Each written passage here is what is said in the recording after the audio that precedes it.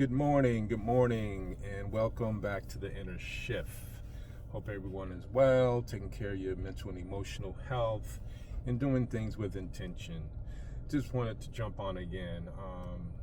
Been doing, a number of videos, as you're aware, but the one that always stands out is the topic of trauma.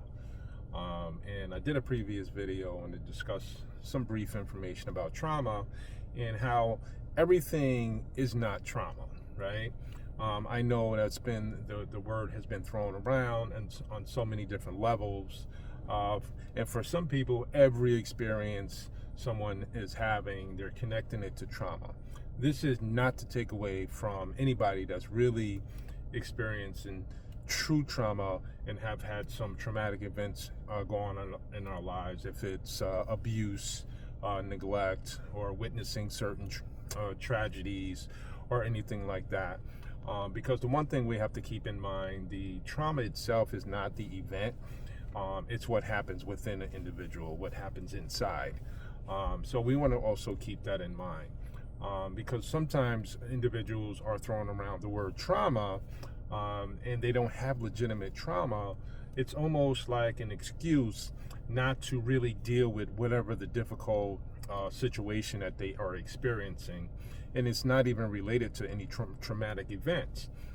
That's like, okay, let me use this word to back people up off of me, so I don't really have to delve in and do the work that I need to do when I'm faced with everyday life challenges, difficult conversations, things that really need to be addressed. So let me avoid that, because I don't really know how to navigate these really sensitive, tough conversations. So sometimes we individuals will attach the word trauma to that, because we know that we are very sensitive when it comes to anyone or a situation where somebody really is dealing with some trauma or traumatic events they have experienced in their lives.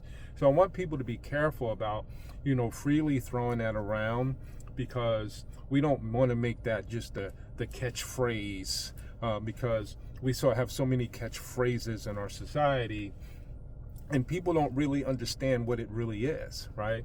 And I think that people should really educate themselves, increase their language about what they're feeling and what they're truly experiencing, and not take away from those who really experience trauma and having difficulty functioning day to day.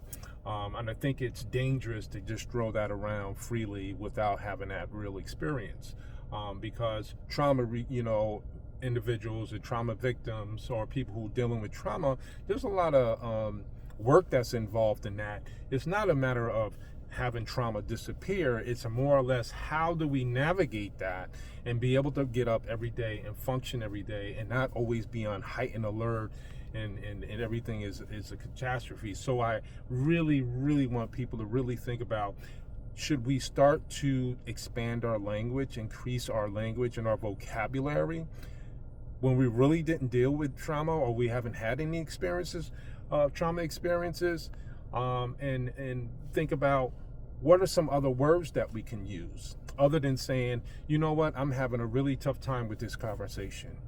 I don't understand this conversation.